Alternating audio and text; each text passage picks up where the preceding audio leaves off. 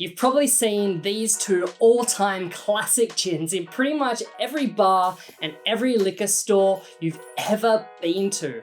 But what's the difference between the two and which one is best? Well, you're about to find out, and we're starting right now.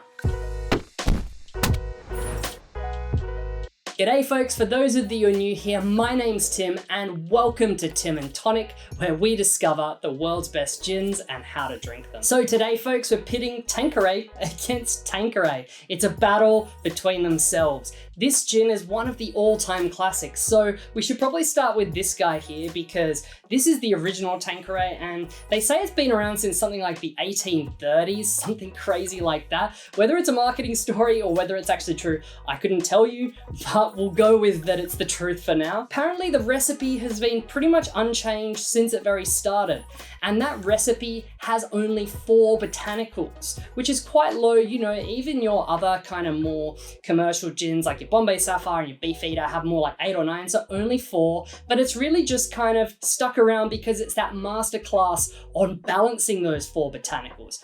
And those 4 botanicals are juniper, of course, you've got some coriander seed, angelica root, and licorice root. Now on the other side of the table here, we've got Tanqueray number 10, which has only been around since the year 2000. So when this guy launched, it was kind of a bit of a turning point for craft gin, came out around a similar time to Hendrick's, and both those gins really are the ones that are responsible for the current craft gin movement. And this one though, it's quite different than the botanicals, and that's what makes it just that little bit more special. So it starts off with the same base 4 botanicals as the regular Tanqueray, but the signature of this one is the fresh whole citruses. And it often surprises people that the original Tanqueray doesn't have any citrus in it at all. Sometimes you get a little bit of a citrus note from it, but actually the coriander seed that goes into gin often does give a little bit of a lemony flavor. And so there's 3 different whole citrus fruits in the Tanqueray number 10.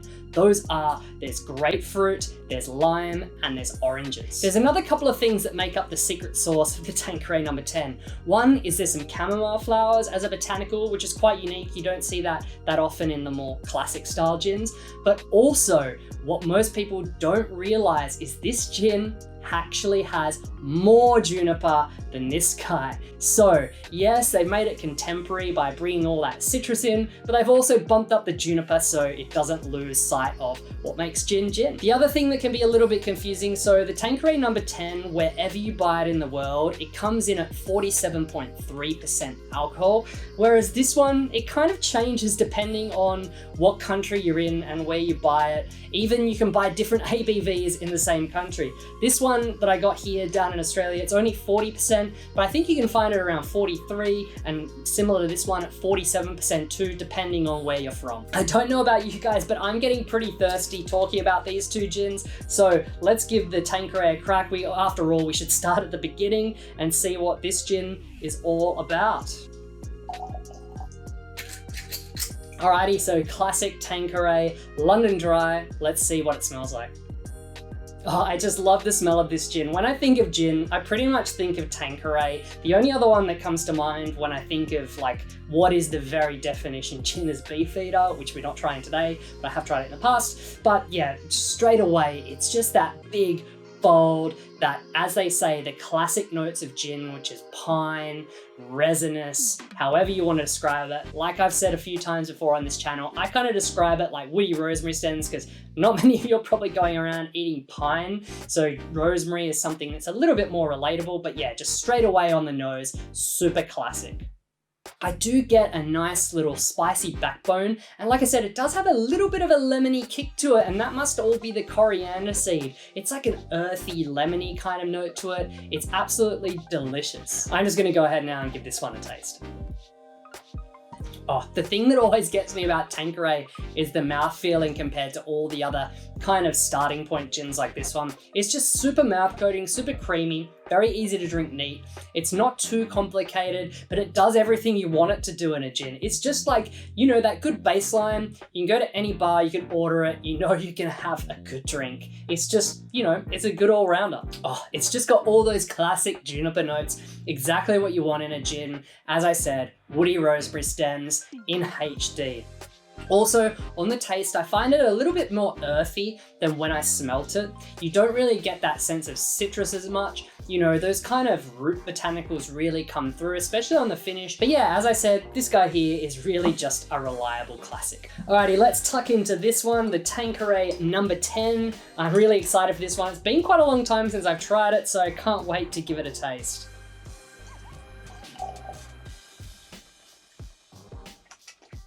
Alrighty, so Tanqueray number 10, the gin that changed the face of gin forever. Let's see if all the hype is real. The first thing straight away, those citruses and those fresh citruses is just a completely different ball game. It just jumps out of the glass, especially for me, the grapefruit. The grapefruit is super strong. And now, you know, you see everyone putting grapefruit in their gin, all thanks to this guy here. But on top of that, there's definitely the classic juniper notes, how they bulked up that juniper to kind of match the citrus. Very, very clever move that. It kind of makes a really fresh, inviting smell. Just want to really give this one a taste. So I can't wait, let's just do it.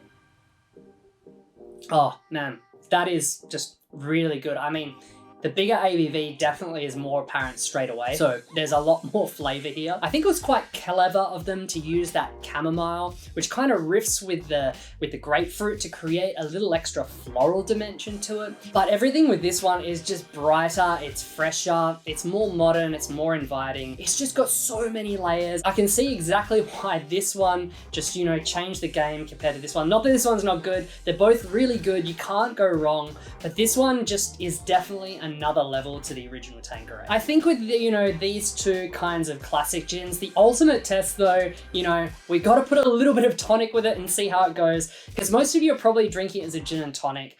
From past experience though, I think the area where this Tanqueray number 10 absolutely shines over the original Tanqueray is in a classic martini. So if you're a martini drinker, absolutely recommend you trying this one, maybe with a little grapefruit. Before we do the tonic water test, guys, though, if there's anything else you want to see on the channel, like gin comparisons like this, or just general information about gin, or even if you just want to heckle me and troll me, whatever, just hit me up down in the comments below. So tonic water, let's give a little bit of a splash. There's not much gin in there to each of these glasses. There we go. Let's start with the classic one again, the Tanqueray London Dry, and see how it goes with the tonic. Oh, same again. This is just like, for me, this is the definition of a gin and tonic. It's really screaming out for some citrus though. I really just want something to cut through the bitterness and the sweetness of the tonic and just really elevate the gin. So, you know, could definitely use a garnish here. Oh yeah, but you know, if you want something that you just don't have to think about, it's not super complex, but it is super delicious, then yeah, this Tanqueray, the classic, is a really, really good choice. Let's see how that compares to the Tanqueray number 10. Straight away, even before I tasted it, when I lift up to my nose, that citrus is just like, whoa, straight into your face. Like, it's absolutely amazing. And then when you drink it, you get even more of that citrus, plus all the classic juniper notes. It's definitely not shy on the juniper. In fact, I think when I've tried it with a tonic, the juniper comes out a little bit more. Absolutely amazing. But yeah, like, honestly, you could almost drink this one without a garnish because of those citrus notes. That's really, really good. It just keeps me coming back for more. And I know this is like made by, you know, Tanqueray is one of the biggest brands of gin in the world, but it's just, you know, you can't go wrong with it. I want to not like it because, you know, mass-produced, commercial, whatever you want to say, but it's just really good. I can't believe it's been so long since I drank the Tanqueray number 10. Excuse me, I think I'm gonna finish this one. Oh yes, so good. Alrighty, so just put this guy away, and you know, I probably don't need to do it. It's probably pretty obvious here, but let's talk about my final thoughts and my final verdict on these two gins. Now, there's one thing I know you guys are probably all gonna tell me down in the comments if I don't talk about it, and that's the price difference. So, for this classic one, it's really kind of like an everyday gin. You're talking, here in Australia, it's $45. In America, I think it's around $25. And then in the UK, I think it's around £18. Whereas the Tanqueray number 10 here in Australia is around $85, or in the US, I think around $40. In the UK, I think it comes in around £33. And so yes, while I think obviously this gin is a massive step up flavor-wise from the original Tanqueray, that price point is pretty steep compared to the original. It's nearly double. And that's not just down to the ABV and the botanicals, there's also something else. So when they're distilling the gin and they're taking it off the still, they generally speaking cut off some of the heads, that first little part of the distillation, and then also the tails, the last little part of the distillation, because basically those bits carry not such as good flavors. And so in the regular Tanqueray, you're talking they capture about 90% of the gin, so only 10% is lost in those heads and those tails. Whereas this guy, they only take about 60% of the distillation run. So you're losing 40% of the gin. So pretty much that alone for me explains the price difference. And you know, the concept of value is all relative, like to different people. Personally for me, this is an everyday drinker. You can just drink it as much as you like. This one, a little bit more special depending on, you know, what your budget is. Maybe this is one you drink for yourself and this is one you give to your friends, or, you know, you just bring this one out for a special occasion, whatever it is. Now you know what the difference is, why this one's so much more expensive, but also why it's so much better. So guys, after tasting these two, you're probably wondering how Tanqueray compares to all the other gins on the market. Well, I've got the answer for you.